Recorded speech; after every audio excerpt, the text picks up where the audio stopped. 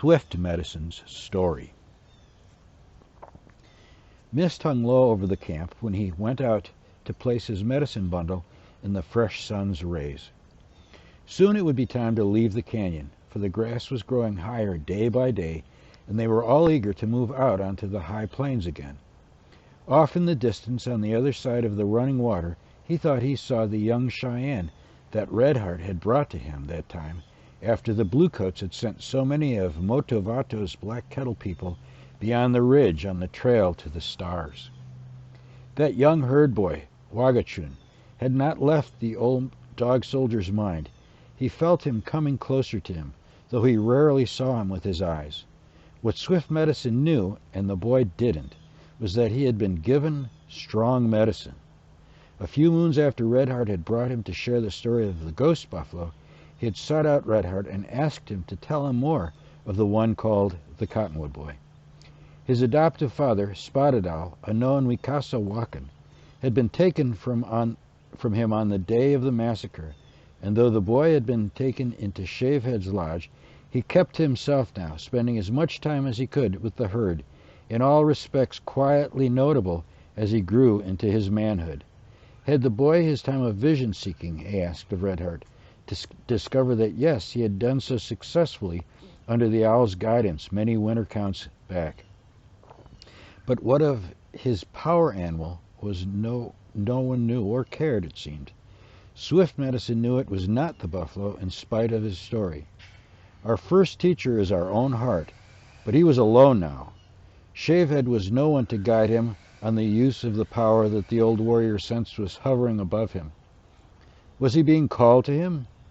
So many cold seasons had passed that now Swift Medicine's long bones ached at the time when the leaves began to leap from their branches and the wind blew cold from the north. True, he had won much acclaim, as one glance at his large, many-skinned, decorated lodge would tell. His war lance was strung with as many eagle feathers as a young tree has leaves. Great Bear had protected him well and brought much wisdom, enabling him to have many fine ponies to give away. A magnificently muscled spotted warhorse from the Palouse was kept tethered outside, but its tail had gone many seasons without being tied up. He had no need of it any more. To sit by his fire, one would think him a man of much wealth, yet to look not inside the well-tanned skins of his lodge, but inside his own weathered skin, one would see how poor he really was. In spite of the snow of age that was settling on his scalp, he kept 2 young wives happy, and 3 new children slept in his lodge. Long ago he had risen to the privilege of wearing the treasured dog rope. If Heavy Thunder had not pulled the picket pin on that day that the Bluecoats were seeking their enemies, the Graycoats, near the hunting ground between Smoke Hill and the Republican River, he would have fought to a glorious death, his story told on the next winter count. Instead, age had brought him to rest here in camp, no longer with the other dogmen, but instead idly carving a dance stick to honor that fine warhorse, Grayblaze, who like him had grown too old to do what they once did best together. His first wife was a Shillelagh, a northern Cheyenne, one of the beautiful people as they rightfully are called. Close to 50 of the finest ponies on the high plains he had brought to her father's herd, and would have brought 100 more for her. She was beyond price, and aptly named, for she brought to him the finest things of his life, things he did not know this world contained until she showed him. Much of the goodness he retained was due to her. He struggled at times not to water any bitter seed that her loss had brought. Inside his withered, battle-scarred hide, she lived still in all the beauty of her young life. Her final gift, the son she died in birthing.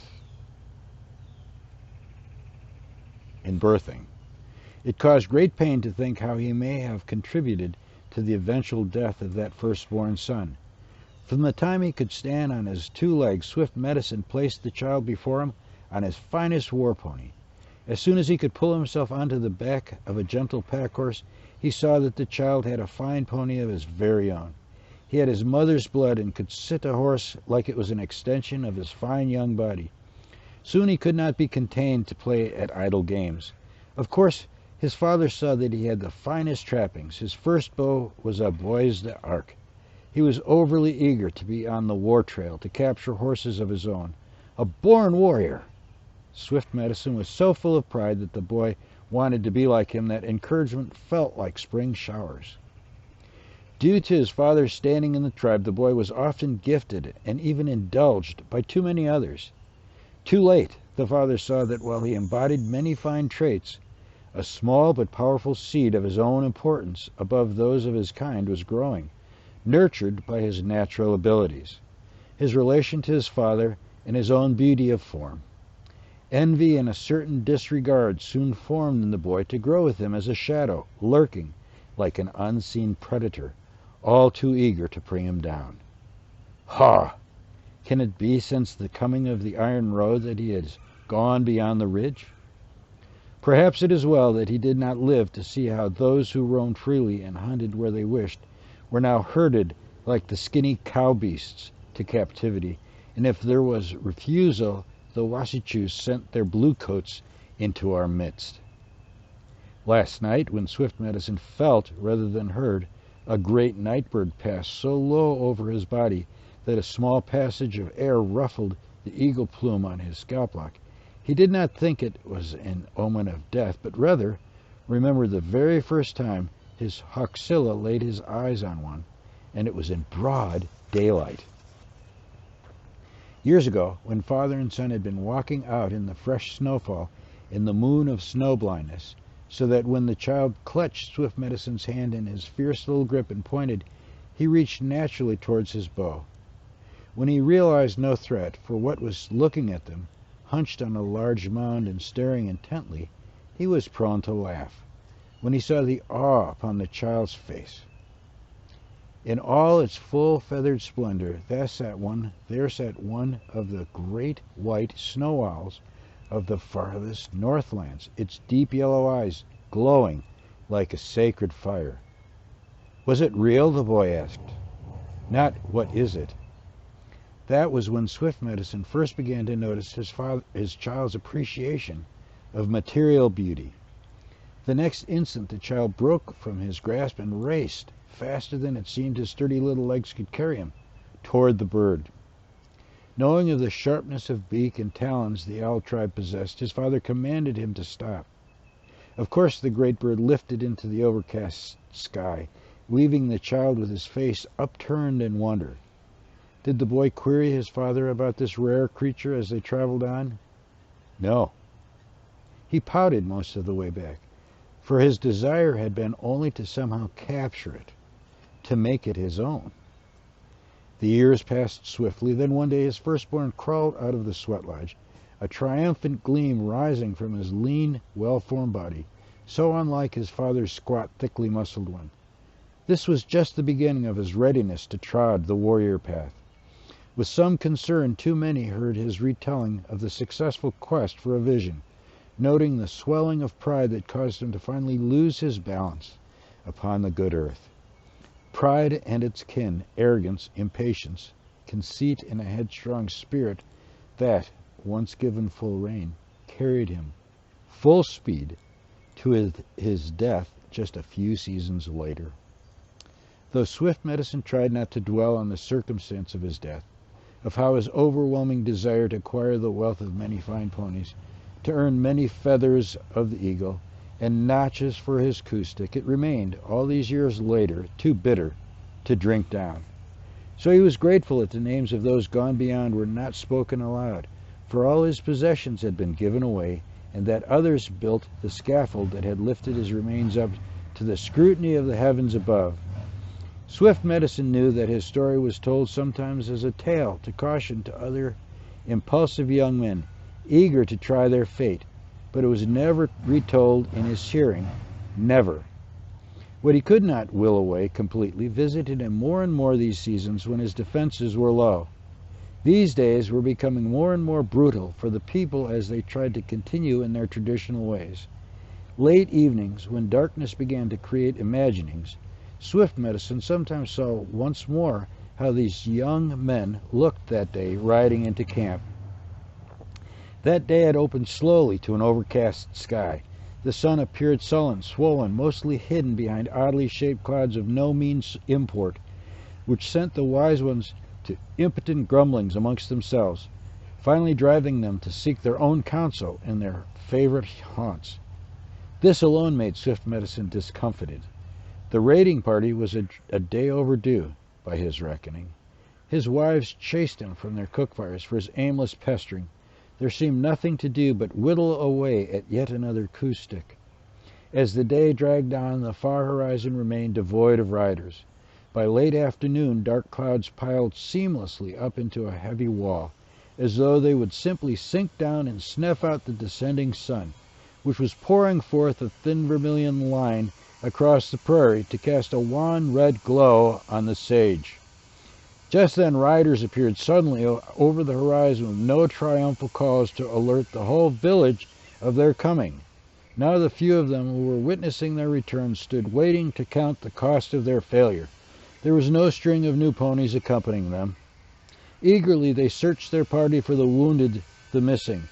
The young warriors still wore their paint streaked and smeared upon their faces, an indication that they had fled straight back from the scene of their defeat. Swift Medicine stood rooted to the spot, eyes burning and dry as he tried to sharpen his focus in the dimming light. 1, 2, 3, 4, they came at a slow pace forward, struggling to count them, to look for wounds, to look for his son. Not him, not him. Then the last straggled forward, head down. A mere boy, Coyote Paw, was leading his son's horse, Arrow. Some game was slung over its back. Was that an antelope or deer? A deer with feathers and moccasins? No, what had been slaughtered was his boy, his son. His heart left him then, fell down. He could feel an ever-expanding emptiness in his chest, a wild smoky fire that ate, consumed his reason in its burning rush forward. When the flames of loss were beaten back, there was but a scorched plain as empty as a vast black sky, bereft of its stars. That fire went out, leaving only a dimming coat of ash upon his spirit. But in those final minutes of light on that day, Swift Medicine stood as one without hearing. Silence surrounded him, walled him in. A dense fog rose where all sounds were distorted as he watched the young men slide from their mounts and move toward his son's body. Still he stood, hearing and feeling nothing, it seemed, just as the numbing fever of loss. His fixed and yet also strangely unseeing gaze locked upon that lifeless body, as covered with blood as when he first came into this world. They told him it was days before he spoke or took any notice of his surroundings. He felt no hunger or thirst. His personal sun had fallen from the skies, and his family respected that. Even the dogs slunk quietly past him. Then one evening when he left the lodge to relieve himself, his ears finally began to work again. There in the cold night, feeling at one with the icy remove of the stars so very far above, daring to wonder if, he heard the clear hoot of an owl calling. Then he did what was required. Finally aroused from where his spirit had sunk to, when he was able to speak of this with his Kola, Loud Dog, he told this story. Shut away in my own darkness, I had kept how greatly my son's foolish death had both angered and hurt me. Though I had wives, no more sons were to come to me. Now, in the owl's presence, though I could not see him, I began to concentrate on what my spirit was hearing that night. When my son and I had come upon the great white bird from the realm of the far frozen north, with the glowing yellow eyes that day, when he was yet a teachable child, I was ready to give him what I knew. That this bird has wondrous sight and hearing, that it can see into the darkness of a man's soul, that the light of the sun blazes alive in the owl's eyes at night, so that it can go freely through the darkness. My son did not want to learn from my wisdom, not that day, nor in the future. If he had come to me, or any other of the wise and experienced warriors, they would have warned him away from this foolish plan to steal the enemy's horses on a full moon night. He had the owl's medicine, the abilities granted, but I do not believe that he had acknowledged them as he should have. Unlike the owl, he had not trusted what he perceived, that the moon's full light would reveal inexperienced warriors moving towards the valuable war ponies of their enemies. As the owl, he should have kept silent, not tried to imitate a night bird's disturbed call that would alert those guarding the herd. That great white snowy owl is a wise, experienced hunter, and when it moves into a new territory, unlike the other owls, it does not announce its presence. To accomplish its aims with timing and skill, its true strength lies in how it survives without the hot temperament of the great horned owl, an owl almost as large. So silently I gathered the few things I needed. Going on foot, I left the village undetected. I went swiftly to where I had secreted my first wife's bones, after I had taken them down from the scaffolding all those years ago, to bury them among the rocks of Paha Safa. I carefully unwrapped the pitifully small bundle, the skeletal remains of one who had given me and others much.